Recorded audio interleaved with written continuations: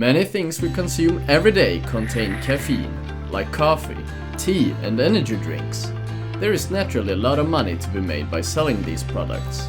But exactly how big is the caffeine industry?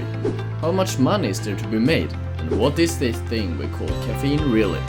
You will learn more about the business of caffeine by watching this video produced by Curious Mind. What is caffeine really? You probably already know that it is something that makes you more energized, or more accurately, feel less tired. Caffeine is actually a psychoactive drug. It is the most widely consumed psychoactive drug that acts as a stimulant for the central nervous system. It is a naturally occurring drug present in things like coffee beans, tea leaves, and cocoa beans. Caffeine is consumed in high volumes globally. An estimated consumption of 120,000 tons of caffeine per year. Many people consume food and drinks containing caffeine to prevent drowsiness and to feel more energized. Coffee, tea, and soft drinks are the most common caffeine products, while energy drinks only contribute a little to the total caffeine intake. Around 80% of the world population consumes caffeine every day, with a daily intake of around 200 milligrams. That is equal to around 3 espresso cups a day. If we look at the coffee consumption, almost 10 million tons of coffee beans were consumed in 2020. Do you consume a lot of caffeine? Tell us in the comment section down below. Caffeine has a molecular structure similar to that of adenosine, a naturally occurring molecule in the body that stimulates tiredness. Because of the similar structure, the caffeine molecules bind to the same receptors in the body. Therefore, caffeine blocks the binding of adenosine to the adenosine A1 receptor. This enhances the release of a neurotransmitter called acetylcholine. This, in turn, enhances your cognitive ability and increases your alertness, making you feel less tired and more awake. It can also improve concentration, learning ability, and your memory. Some studies also indicate that caffeine improves physical performance, both muscular strength and endurance. Some studies indicate that consumption of caffeine may reduce the risk of depression. Caffeine also makes you pee more. The majority of psychoactive substances are banned in most countries, but caffeine still remains legal almost all over the world. The use of caffeine, unlike other drugs, is seen as socially acceptable and is an important part of many different cultures. Caffeine is generally classified as a safe drug.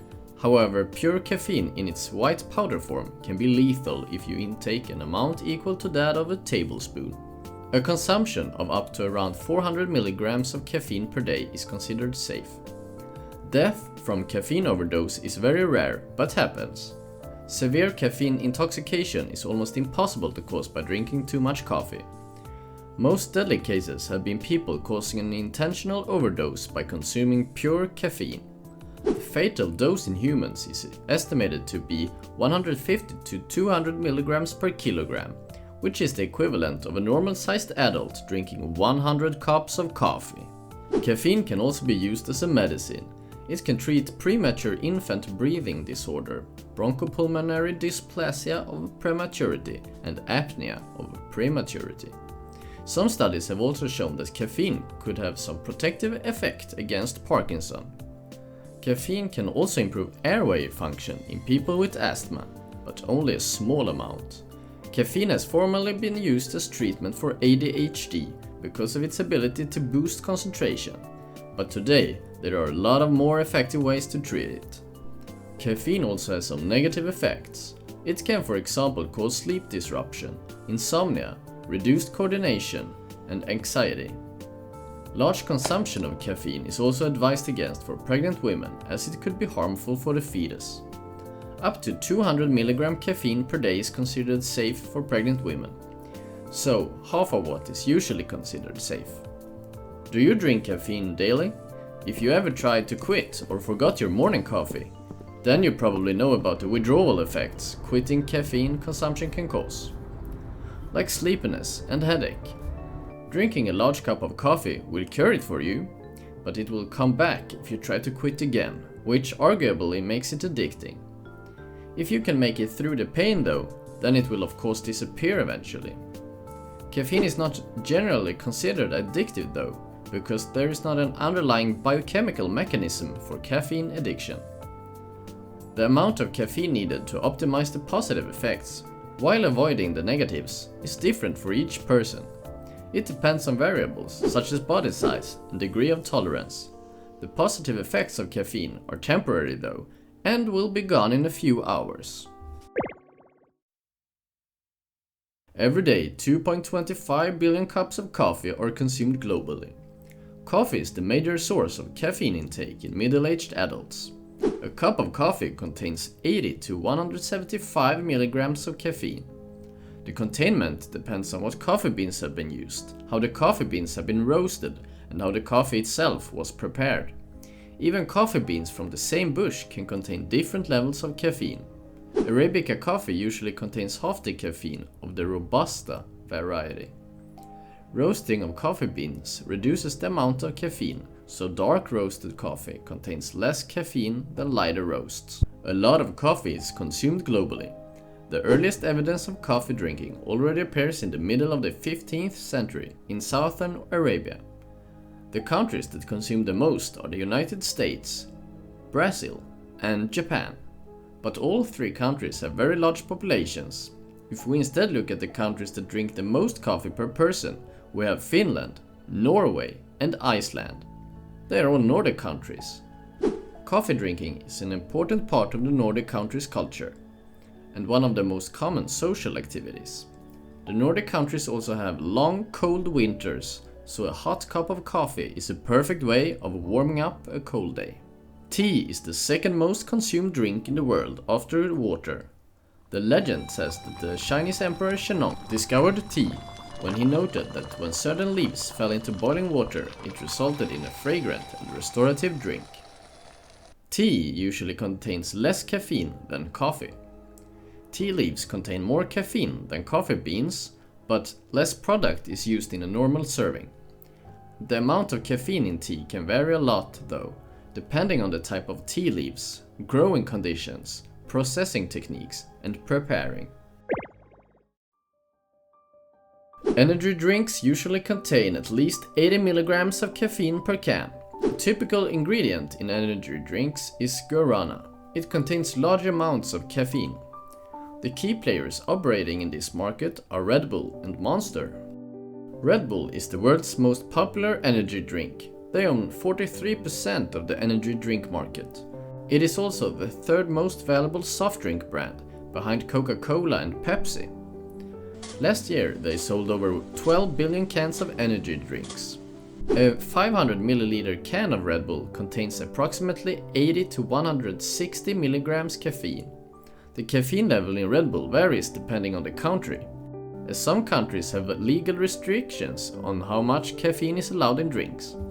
There are a lot of different flavors of Red Bull now, compared to its launch 1987, when there only was the original. You have probably many times seen an ad with the iconic "Red Bull gives you wings." It is actually considered one of the most popular and memorable advertising slogans in the world. Red Bull has created more than just an energy drink. It's more of an experience.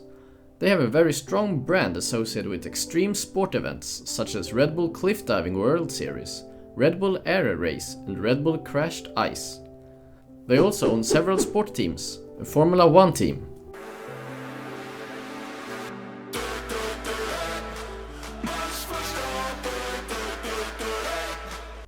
and a record label.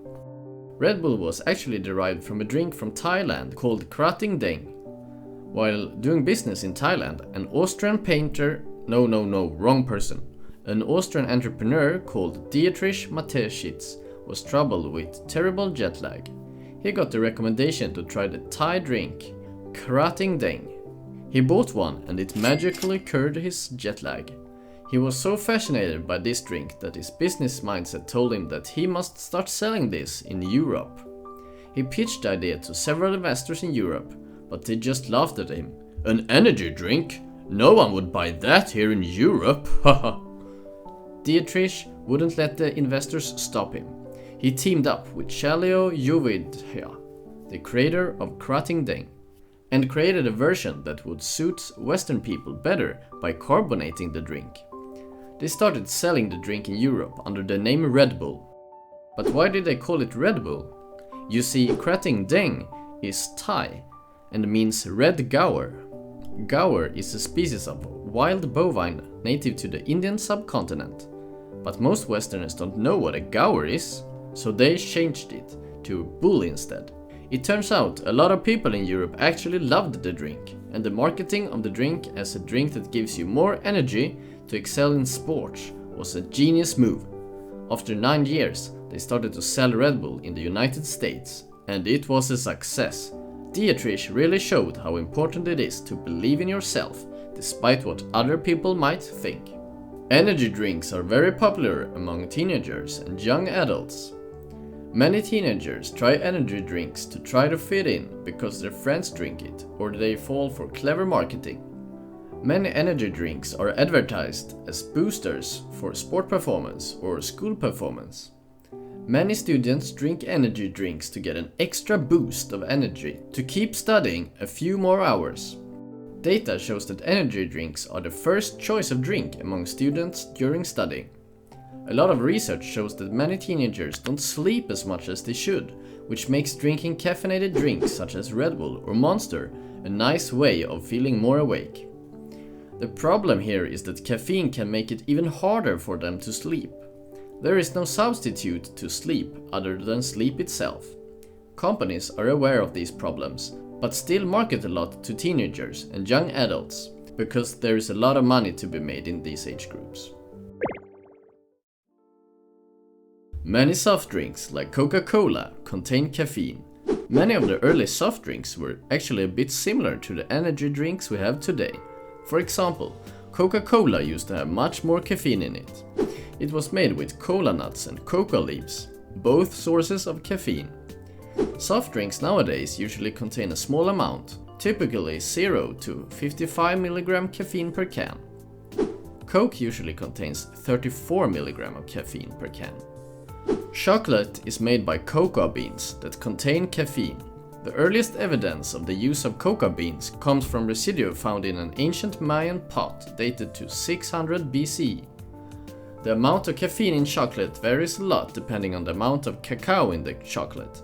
When you process cacao beans, you are left behind with cocoa solids and cocoa butter. The caffeine is in the cocoa solids. Therefore, white chocolate is caffeine-free because it only contains cocoa butter, but not cocoa solids. Dark chocolate then is of course the chocolate that contains the most amount of caffeine, compared to milk chocolate with less cacao. Caffeine tablets are a way to consume an exact amount of caffeine without consuming unhealthy sugar, or if you just don't like the taste of coffee or tea. It is a convenient way to improve your mental alertness without having to drink a caffeinated drink. These tablets are common among students and hardworking people that don't drink caffeinated drinks. Caffeine is also an ingredient in several supplements like pre-workout powders and protein supplements. Products such as energy bars and caffeinated chewing gum also contain caffeine. Many people drink coffee at work. A lot of workplaces give their employees free coffee and even encourage them to drink a few cups a day. But why? You might think it is because drinking coffee is an easy way to feel more awake and energized, and therefore becoming more productive. But there's actually more reasons for this. Coffee culture actually contributes to team building and better relationships between co-workers. Drinking coffee together is a great way to interact with others. Team building activities at work can feel forced. Drinking coffee is much more casual. Building strong relationships between co-workers prohibits conflicts, improves communication, and makes the workforce more productive.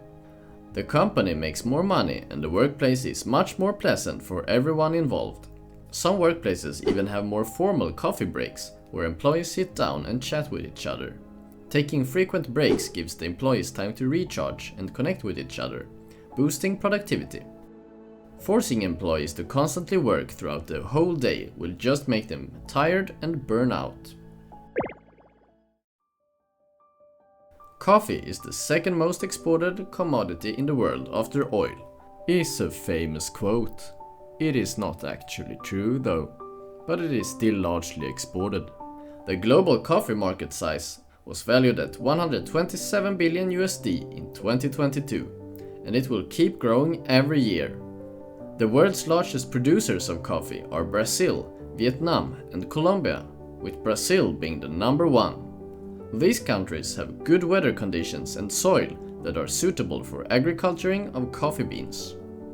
Brazilian coffee production has really prospered since the early 19th century, when a lot of immigrants came to work in the coffee plantations. Cheap labor made their coffee production very big. Here is the parts that make up the economy of coffee. One part of the coffee economy is the import and export of coffee products. To get a nice cup of espresso in Europe, for example, you first need to transport the coffee beans from the countries that farm the coffee beans, like for example Brazil. Shipping is done with trucks, boats and airplanes. The logistics and transportation are usually done by external companies, as it is a big process. When the beans get to Europe, they need to be roasted, which often also is done by a separate company. Roasting the beans improves the taste and aroma of coffee by bringing out its aromas and tastes. The roasted beans then need to be packaged. Now we have a pack of coffee ready to be shipped to a consumer, store or coffee house. But aren't we forgetting something? Many people just don't drink black coffee. They want milk, creamers, sweeteners and flavorings. Production of all the coffee accessories is also a large part of the coffee economy. And we need something to pour the coffee into. Coffee mugs and coffee mug lids get mass produced. Think of all the disposable Starbucks cups that are needed. Now, to get a delicious drink from this package of roasted coffee, we also need a coffee machine and other brewing equipment. They are not cheap. Coffee machine makers like Nespresso and DeLonghi make a fortune from selling these machines. And sometimes these machines break and need maintenance. Then you need to call a serviceman to come fix it. Maintenance of more complex coffee makers that are used by the larger coffee houses definitely creates a lot of jobs. And don't forget about the business of retailing these products. They don't sell themselves. There are a lot of salespersons working with this. Now, you finally sit on your local Starbucks in Europe and drink your beloved espresso. You think to yourself, wow, the economics of coffee is a complex, large chain of different aspects. Surely that must be all though. No, there's more. When you have paid for your coffee, that payment is part of the wages for the staff, and some also goes to taxes. But these things don't sort themselves out. The coffee house has many people working with accounting, and a lot of the money goes right back into marketing. Marketing is a large part of the economics of coffee. Coffee brands spend a huge chunk of their earnings on ads and marketing campaigns to get even more customers. The business of coffee really creates a lot of jobs. Some statistics show that not so many coffee buyers think that environmental certification is important when buying coffee. The brand of the coffee is much more important though. People just don't care that much about sustainability in the coffee industry, but fall for the coffee giant's brand marketing. But sustainability and climate change is important. It could reduce the supply and make coffee an expensive luxury product in the future. Large coffee brands have an important role in supporting developing economies by waging a variety of coffee wars to gain market share. Often these brands actually pay a premium above market price in order to promote fair trade and sustainable agriculturing. And something that is on the rise is lab-grown coffee. It grows faster and is more sustainable than normal coffee bean agriculturing. But right now, the laboratory products don't really taste and smell as good as normal coffee. But if companies succeed to mass produce a high quality lab-grown coffee, then it could be the future of the coffee industry. Researching lab-grown coffee now could be a way for the bigger brands to spread their risks and better future-proof themselves. The global caffeine market is expected to grow in the following years to come, not only because of the food and drinks, but also due to an increase in demand for the pharmaceutical and nutraceutical industry. The growing popularity of caffeine as a health supplement is expected to have a big impact on the caffeine market growth. We will also see a growing demand for synthetic caffeine. The consumption of energy drinks is also expected to grow a lot. The demand for caffeinated beverages is especially increasing a lot in developing countries such as India and China. Their middle classes have become bigger and bigger the last few years and will keep seeing a fast growth, which will keep rising the demand for caffeinated drinks. Region-wise, Europe is the largest market and has the highest market share. It is the major trading power in the caffeine industry. The consumption of caffeine is also increasing a lot in Europe, with coffee being the most popular caffeine product. The big caffeine corporations have really mastered the art of business. They keep expanding and create new products, and keep feeding you with its clever marketing campaigns and ads. Climate change is a real threat to the coffee industry. There is research suggesting that the amount of land suitable for agriculture of coffee beans could shrink more than 50% by 2050. This could be a disaster for all the coffee lovers, as that would largely decrease the supply and therefore making coffee really expensive. The demand for coffee keeps rising, and the demand for exclusive high-quality coffee is especially increasing. Similarly, the energy market is growing rapidly. US consumers spending on energy drinks is predicted to soar to $47.7 billion by 2030. Energy drink brands keep making new cool flavors and more clever marketing campaigns to sell even more cans. They appeal to more people and keep expanding the reach of energy drinks. Demand for caffeine products will continue to grow globally, as it seems right now. Caffeine has played an important role in social culture for thousands of years and will probably continue to be popular globally for thousands of years more. Now you know everything about the business of caffeine. Now after watching this video, you of course want to travel the world and try all the different types of coffees. Maybe a cappuccino in Italy. But wait, you need a passport to travel. Meanwhile, as you file for a brand new passport, a question comes up in your mind. Which are the coolest passports in the world? Lucky you! We have a video about the coolest passports in the world. Click the link on the screen to watch it right away. Like, subscribe and turn on notifications if you want to watch more from us. Thanks for watching, and we hope that your curious mind has become a little more fed.